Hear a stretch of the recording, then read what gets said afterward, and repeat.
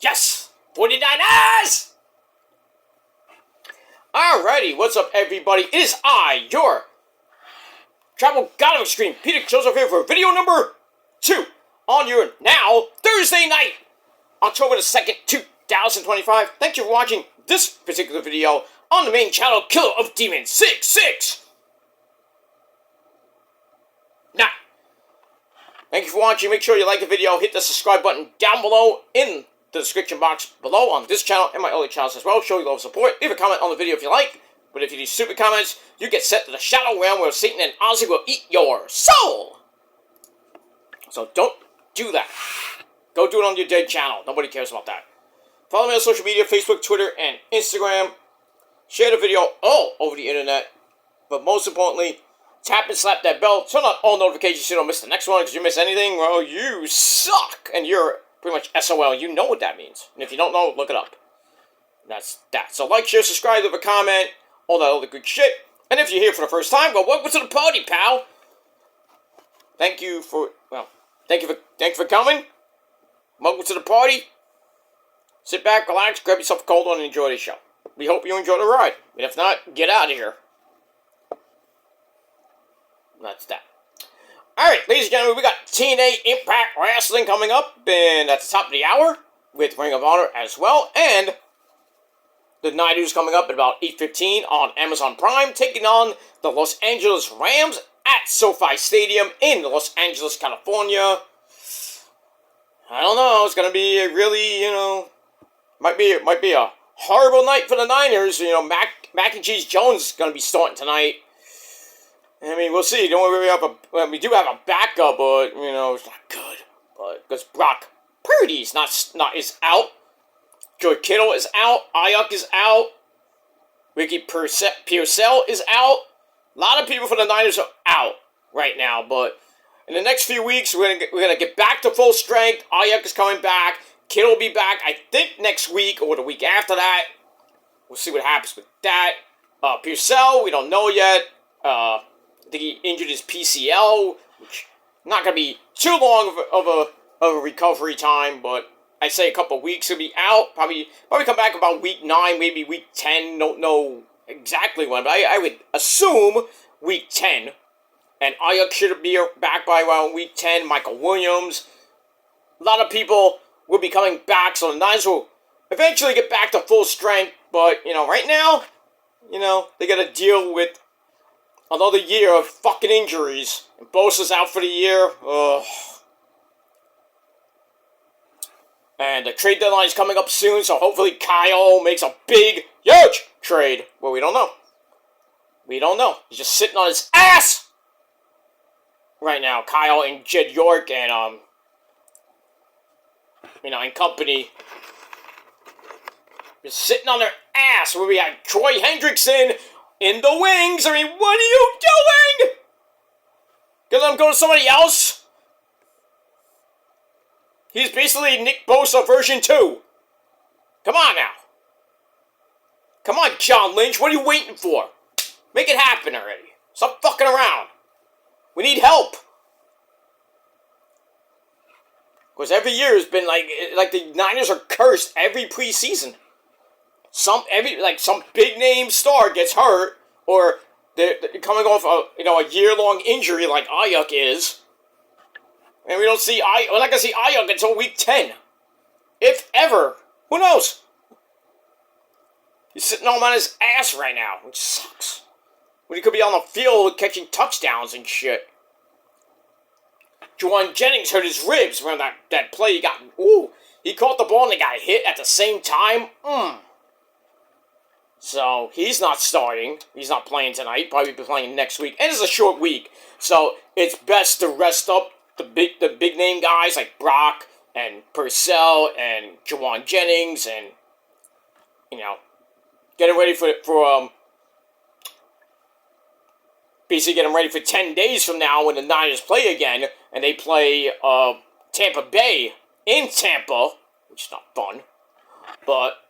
And then after that they fly back to Santa Clara for the Sunday night game on the 19th.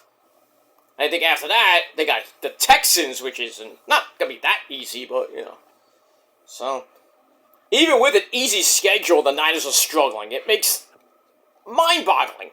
But I digress. All right, but let's talk about the Niners later tonight when the game is over, and maybe I'll do a post show about my usual post show 3-minute stream, but not stream.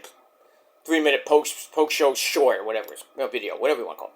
All right, but before we get to that and TNA Impact Wrestling for this week in Ring of Honor as well, let's talk about last week's show, September the 25th, 2025, and I'm going back a little bit, but it was a pretty good show. And once again, we're in Minnesota at the Armory in Minneapolis, Minnesota. Tom Phillips and Matthew Waywalt, otherwise known as in English, on commentary as always. And that's it. Alright, so we start off with match number 1. We have the Rascals, Zachary Wentz and Trey Miguel, taking on the team of Cedric Alexander and the X-Division champion Leon Slater with Myron Reed on commentary. It was a very good match. Back and forth they went, but in the end, Zachary Wentz hits a dropkick on Leon Slater coming off the top rope very nicely. Trey with a missile dropkick to Cedric Alexander, and then Zach Wentz with a swanton onto a draped Leon Slater's back. Ow, that gets a near fall. And then Cedric Alexander with a flippy doo on Zach Wentz on the outside. Back on the inside, Leon Slater goes to the top rope. Hits the Swanton 450 on Trey Miguel. 1, 2, 3. He gets the win for the team. Pretty decent match. 3.25 out of 5 stars. And then after the match, Myron Reed comes in and has a little stare down with Mr. Leon Slater. And we get that. Should be an epic match at Bound for Glory. And we'll see what happens with that. Alright, then we go to backstage with the lovely Gia Miller. She's there with the now new Intercontinental Champion Frankie Kazarian, because he won at Victory Road. So, precursor to that. I'm not going to go into Victory Road a lot, because it's pretty much over, but it is what it is. But we do have a new Intercontinental Champion, Frankie Kazarian, new Knockouts Champion, in Kaylani Jordan. Myron Reed kept his title. Tag titles pretty much stay the same for both the men and the women. And that's really it. Only 2 titles changed. And, and then Ash, by Elegance's shocking vacating of the belt due to, still don't really know, but I think she's pregnant, so congrats to her and her boyfriend, husband, whatever it is, on possible birth of their baby. If it is actually true that she is pregnant, we really didn't find out. She just said, I'm taking some, I gotta vacate the title, little things came up. Which really means pregnancy. No, you didn't even notice, though. The same thing with Naomi. She was on a hot streak, and next thing you know, Jimmy forgot to pull out a 2. I keep telling you guys, if you don't have good pull-out game, don't fuck! I mean, if you planned it, that's one thing, but if you didn't, you guys have no pull-out game. It is non-existent. Mine is way better than yours. Rosa would testify to that. But it is what it is. We'll talk about that later. Because she's gonna get drunk soon. Shh. Yeah. Blah, blah, blah. Alright, so Frankie Kazarian is there with Jake something. Kaz says that Steve Macklin is on borrowed time, and he is taking the Intercontinental title. This is pre-Victory Road stuff, so anyway. And Steve Macklin will be getting a rematch at Bound for Glory, so it's just like, oh, they're not going to get this title shot for like 5 months. So get that. Kaz says, I am the one that brought him back to TNA, and he will be the one to take him out, and he will remember the name Mr. Kazarian! Kazarian! Because he has a match with Mr. Kennedy! Kennedy! On this show. But we'll talk about that in a little bit. Moving on. Alright, Tino Malala, you son of a gun! He's walking to the arena. Old man Eric Young, or Grandpa Eric Young, walks up to him and demands a match against below average Joe Hendry. Santino says, you're lucky Anyway, you're lucky I don't fire your ass. EY says, you don't have the balls to do that. Actually, he kind of does. Santino says, I got an email from the... Oh, God. An email from TNA Corporate. I'm having visions of an email from the anonymous Raw GM. Interesting. And they are requesting that at Victory Road, Joe Hendry faces EY. And I think EY won that match. I forget. I didn't care for that match. Anyway, move on. Alright, then we get to our quickie match of the night.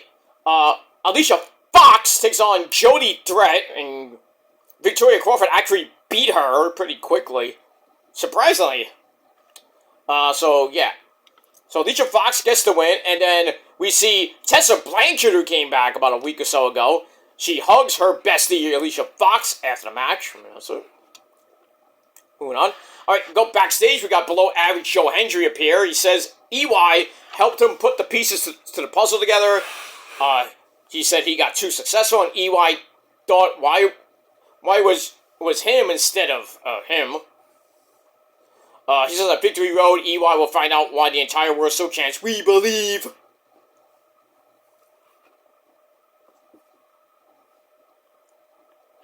No, it's "We believe."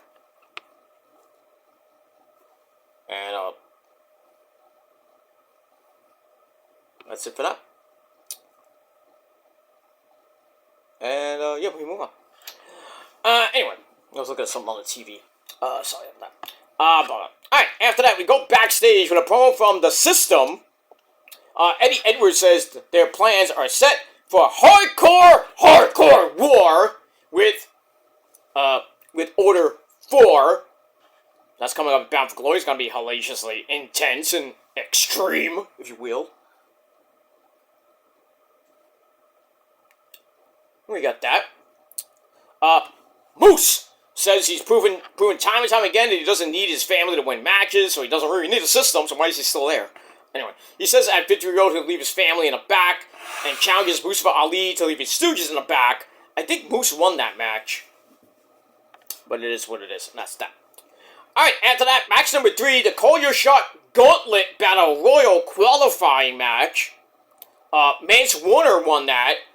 As he eliminated Xia Li, who was in the TNA Knockout Battle Royal, and her and Kaylani were the final 2, and then they had a match, later in the night, which we all know Kaylani joined and won the TNA Knockouts title. Look at that. Alright, then we get the announcement of Mickie James and Velvet Sky and Angelina Love inducted into the class of 2025 for the TNA Hall of Fame. Very nice, well deserved. And we get that. Alright, then we get a vignette for Mike Santana. Writes on the chalkboard, never given, always earned. And then we got a voiceover saying, his success will not be handed down. It will be called by the hands of his father. The blood that flows through his veins. Then we hear another voice recording of Mike Santana's father, who says he's proud of him. And then another voiceover says, success is the sound of the final trumpet announcing that not the end, but the beginning of who he is. And then we hear a voice recording of Santino's daughter. Not Santana's. I keep saying Santana. Tomato. Alright, so it's nice little hype video for Santana. With his dad and his beautiful daughter. Great. Good shit.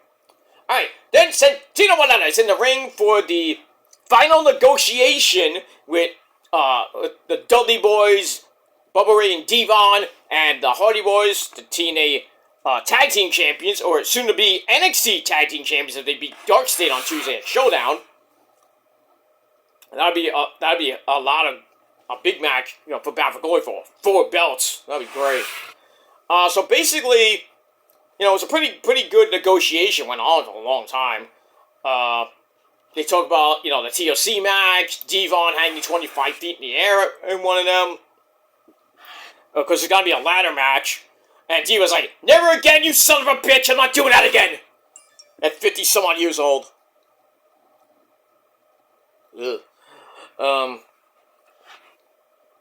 So we get that.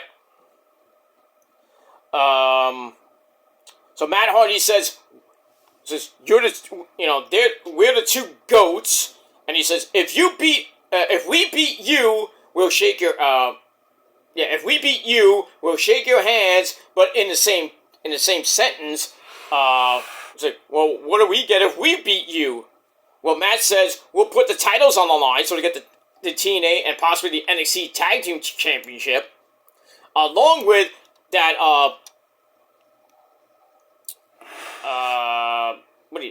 basically to put the belts on the line, but Bully Ray's like, no. He talks about 4 men making history at the Royal Rumble 2000, which I was at. Great match there. First ever tag team tables match. A hellacious match. He says that in 2025, we're going to do this, we should do it the right way. He suggests a tables match, and then Devon rips up the contract, and they shake hands instead. And also, if the Dudleys lose, they have to announce that the Hardys are the greatest tag team in history. Or some shit like that. We'll see what happens with that. Should be a great match at Bound for Glory. And that's it. Alright, then match number 4, Frankie Kazarian and Jake Something take on Steve Macklin and Mr. Anderson! Mr. Anderson's first match back in like 10 years. Something like that. It was a pretty decent match. We get to the end, and Macklin comes in with the Olympic slam to Kaz, followed by the crosshairs, and then Mr. Anderson hits the mic check on Jake Something, and then Steve Macklin hits the KIA on Frankie Kazarian to get the win. But as I told you before, Frankie Kazarian somehow, someway cheated to beat Steve Macklin to become the new Intercontinental Champion, but we got a rematch at Bound for Glory for the belt. And that's it. And then after, to close out the show, Steve Macklin and Mr. Anderson celebrate, and that's it. And we move on. Alright. Let me get to that. 1 second. I'm loading up my Ring of Honor things. It's taking a little bit too long, so I apologize for that.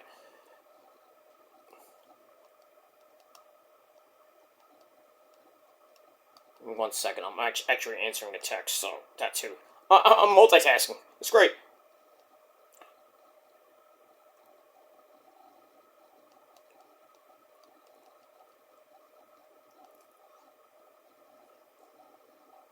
Ugh. See? Very important, Peter.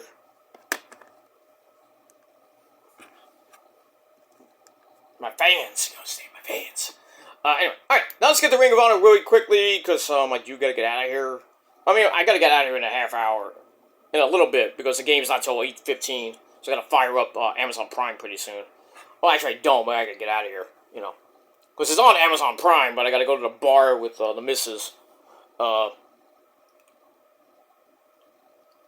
Meeting up with some friends at the bar, watching TNA, and I'm also watching the Niner game, and the Yankee game, too. I thought the Yankees were playing right now, but they're not playing until 8 o'clock. And that's it. Detroit is now in the Division Series, beating the Cleveland Guardians, so they will be facing the Seattle Mariners on Saturday in the American League Division Series, in the first part of that. And now, tonight, coming up in about a half hour from now, the Yankees and the Red Sox Game 3 of that series at that construction site in the Bronx. The winner of that faces the Blue Jays in Toronto on Saturday. I don't know what time, but we got that. The Dodgers, we all know, swept the Reds. Thank you. So they will play the Phillies on Saturday. And we got the Cubs. The Cubs are actually playing the Padres Game 3 in Wrigley right now. I'm trying to get the score. I'm looking at the score. Cubs are winning 3-0, top of the 8th, so that holds. The Cubs will go to the NLDS and face the Milwaukee Brewers in a Central Division showdown. That would be interesting.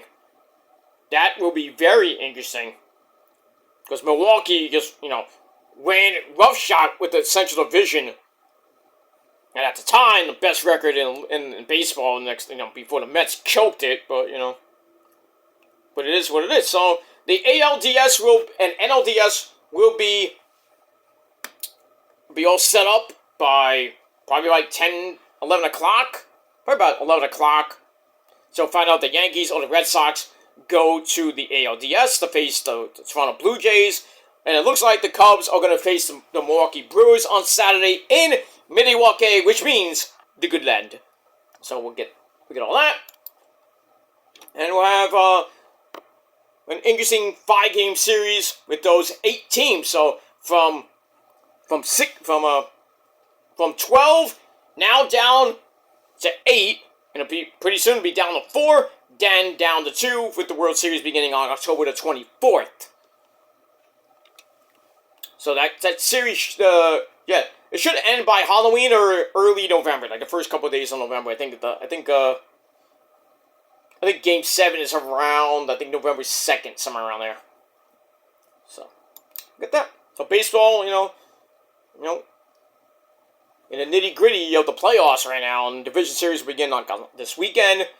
And then the championship series starts, I believe, on Columbus Day with Game 1 or Game 2. So, we'll see. Should be an interesting rest of the playoffs. And hopefully the Dodgers do some damage to the Filthies. And hopefully the Yankees are not in the division series when we have to root for Toronto. But we'll see what happens in a little bit. Alright, let's get the Ring of Honor real quick. Once again, from the EC Dub Arena, we're not even at the new shows yet. I think it starts tonight. From the EC Dub Arena in Philadelphia, Pennsylvania, that shithole. So we're at the EC Dub Arena on the corner of Swanson and Rittner, I believe for the final time. Finally. I hope we're done with this. But I don't know how many shows they actually taped. But anyway, a couple months away from Final Battle. Actually, we're 2 months away from Final Battle as of Sunday. So, we don't even know what's happening at Final Battle yet. So, we got that. Alright, eating a week of boring and the pasta, my good friend, the pasta. Yes, you, sir. Caprice Coleman, how you doing, sir? I don't do this, he gets mad at me. So, and he follows me on Instagram now. Great guy. And just follow me on X now, dude, please. If you haven't followed me on X yet, please do at the link down below. That's that. Alright, so we run down the card with the opening sequence. Then we saw get a video from All Out where Bandito, the Ring of Honor champion, and the big man Brody King talk about how much they're willing to defend the belts. After they won that hellacious 4-way match at All Out with the Bucks, the Doghouse family, and Jet Speed. But we have the Ring of Honor champion in action against Jalisco in a non-title Proving Ground match, which, as we all know, if Jalisco wins the match or lasts the 10-minute time limit, he gets a future title shot. Bruce is out there with him from LFI. And it wasn't a great match. 5-minute match. Back and forth they went. Bruce Crips Bandito gets sent out. You are out! You're out! Gets tossed by the referee pretty quickly. And he's like, Pedro! Get out of here! Someone to talk about Pedro! Pendejo! Stuff like that. You mess with the bull, referee! You get the horns! Blah, blah, blah. A little bit rushed, the thing, because after that, Bandito grabbed a fruit roller for a near fall, then followed up with the X-knee, not the X-plex, so the 21-plex. He went with the X-knee, 1, 2, 3 in under 5.5 minutes. Blah, blah, blah, blah, blah, blah. So we get that. Then after the match, a masked man, who was Blake Christian, runs in a jump Bandito. That set up the match that we saw last night at the 6th anniversary show with the Swirl, Blake Christian and Lee Johnson, taking on Brody King and Bandito, and Bandito won that match, obviously. So we'll get that. And then Hologram, the good Hologram, before he got hurt at these tapings, by the way, he's going to be out for a while. I think he hurt his shoulder or his leg, so he's going to be out a while. That's why we have now Dark Hologram, which is basically Edis from CMLL. Or El Clone. Cyclone? No, El Clone. Bartolo Cologne. There's only one cologne I wear, and that's a Bartolo Cologne. That's it. Alright, so hologram with Commander who came back, I think last week, comes in for the save, and that's it. Alright, match number 2, the premier athletes, Ari Davari and the premier athlete himself, Mr. Tony Nese. They take on J.D. Inc. Not J.D. Drake, J.D. Inc. El Magnifico! And Rebecca Scott. Right. Was this? Oh yeah, what's her name? Story Denali hit her debut in this match, and she came in and beat the fuck out of Rebecca Scott. She is huge. You thought China. She's like China tall, like about 6 feet tall. And she's an indie darling from some promotion, I don't even know. But anyway. So Rebecca jumped on her back, trying to choke her out. That didn't work because Story Denali kicked her down, hits a spinning kick in the corner. Ow! Then a big old choke slam, circa 1905. 1, 2, 3. I think they went in over 3.5 minutes. Did I say over 3.5 minutes? Yes, I did. Let me get that. And we move on. So, one of those, Tony Khan specials, and that's it. Alright, then we get the Blue Meanie. He joins the frat house by doing various frat-style things you would see in college. Okay. I didn't give 2 fucks. I'm like, why? Why are we still talking about the frat house or garbage, boring, fucking jobbers? And then we got the Blue Meanie. Who's just there to just dance. Remember when he was going out with Jasmine St. Clair back in the day? He got so much ass from her because she was a porn star and everything. I think he got laid by Elektra too. Who knows? I think everybody was getting laid there. Like Francine, Beulah, Kimono Wanalea, at the time, Lita, but I don't think she was really banging Danny Doring at the time. Who knows that? But, who else? That chick that was Raven, I can't forget her name. Cassidy, I think her name was. Who used to hang out with Raven a lot. She probably got a lot of, probably from New Jack, Right, Jerome? You were getting so much fucking ass back then? That's right, motherfucker. Okay, thank you. You want some? No! I got my own, thank you. No, I don't want the cocaine. Put that sight away. Get out of here. Mike? What? Take him away. Oh, Jerome, get away from him, you fucker! God, thank you, Mike. Say goodbye. Bye! Okay, thank you. Sorry about that. Anyway, so we get that, and, even later on, we got Elektra, we got Missy Hyatt. Oh, the boys in the back were like salivating with all those chicks in the back. Oh, I wish I was in ECW. Oh shit! I mean, I was at the show seeing Francine and Beulah, and really Francine and Beulah at the time. I don't think maybe Dawn Marie, Sonny, Tammy Lynn Sick, Man, I would have loved to be an ECW wrestler back then. You had all that fine, perfect ass with big titties. But now all of them are old and, Sonny's in jail. Her career just went down the toilet. Francine, I talk to not all the time, but, she has a YouTube show. Go watch it. Tell him I sent you. Tell her I sent you. Don't tell him. But tell her I sent you. Dawn Marie is like, I don't know what she's doing lately. And that's pretty much it. Come on, Wanalea, I don't know, probably still doing porn. I don't know what she's doing lately. But, most of the ECW women are pretty much doing other things now. They're older, per se. Look at that. Alright, moving away from that. We go to the ladies. Oh yeah, we go to the ladies. A pure rules match, not in the tournament. Why? When is this tournament gonna happen? At Final Battle? We gotta wait 2 fucking months? When it should have started in March? Or in the summertime, Tony Khan? Man? Idiot. Anyway. Viva Van, who hasn't won a match in Ring of Honor to save her life, takes on Diana Perazzo, who is actually in the tournament. I don't get this match at all, but Deonna Purrazzo wins the match with a short cradle pile driver in under 4 minutes. So there you go. So the losing streak of Viva Van in Ring of Honor continues. Sucks to be her because she's won a lot of titles on the indie circuit, but coming into Ring of Honor, she's and God knows what. She's kind of going on that Brian Myers streak, if you know what I mean. Speaking of women that actually have belts, my fourth amazingly hot Asian wife, Mina, the interim women's television champion. We're gonna look at that about 4.5 months ago, and she's finally getting her actually defending the belt for the very first time against Lacey Lane, otherwise known as Kaden Carter from the WWE. And I wonder if Casey Catanzaro is on the doorstep. I would not be surprised.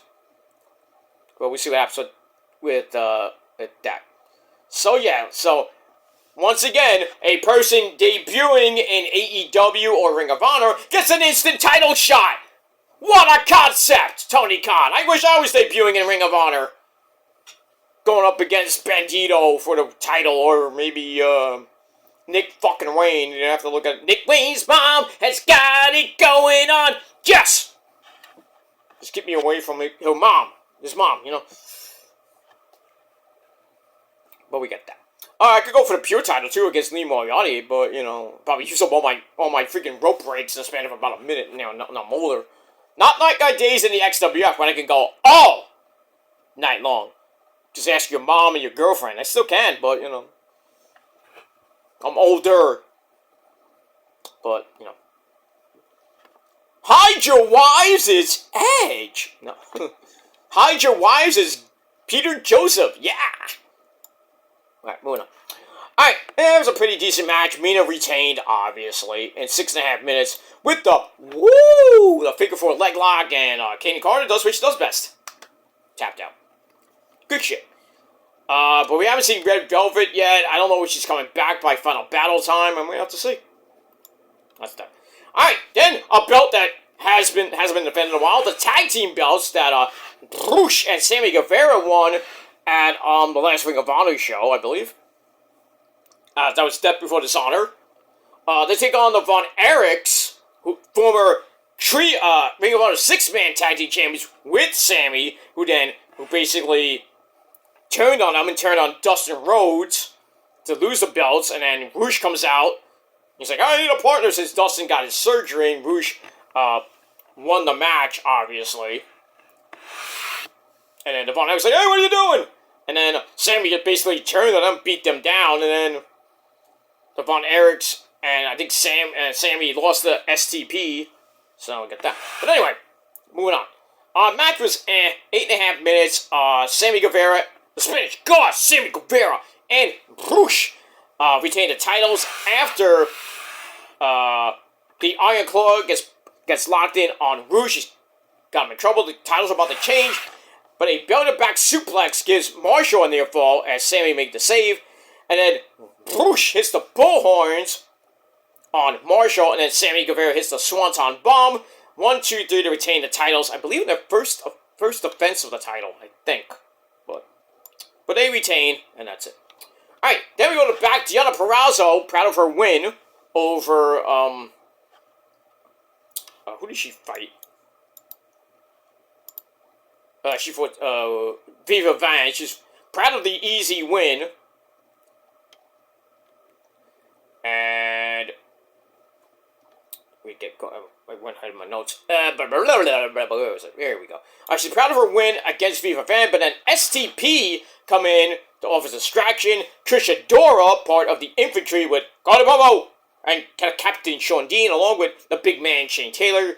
Trish jumps her from behind, then promises to win the Pure Rules women's title. Because I think they're in the first round or the semis. I think the first round.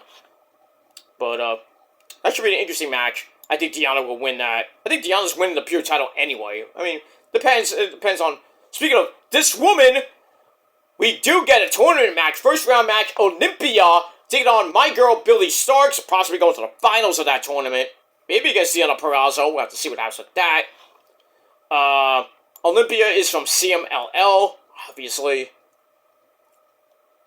Pretty good match for it. Almost 11-minute match. Back and forth they went. Getting to the end, Olympia ties up Billy's legs for a standing leg lock.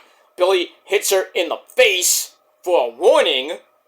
Because it's pure rules. You get 3 rope breaks, and if you use a closed fist, you get a warning. But on the next violation, I think you get disqualified. But anyway, so she gets the warning, and then Billy hits the last shot for a near fall. Then a crucifix. 1, 2, 3. She goes on to the semifinals to face whoever. I think Queen Amanada's in the semis, I believe. I don't know who she's taking on, but we get that. Maybe Deanna. I mean, we'll see what happens with that. That's that. Moving on. Alright, guys, that is it for Ring of Honor Wrestling. I'm not going to get into Victory Road, because I already talked about the winners and, what happened there. So that's that. Alright, so a few minutes away from TNA Impact Wrestling and Ring of Honor for this week. I will talk about that on Saturday. So I want to get everything done later tonight with my Raw review. We'll talk about NXT probably late tomorrow night. SmackDown on Saturday, along with TNA Ring of Honor for this week. And then that's it.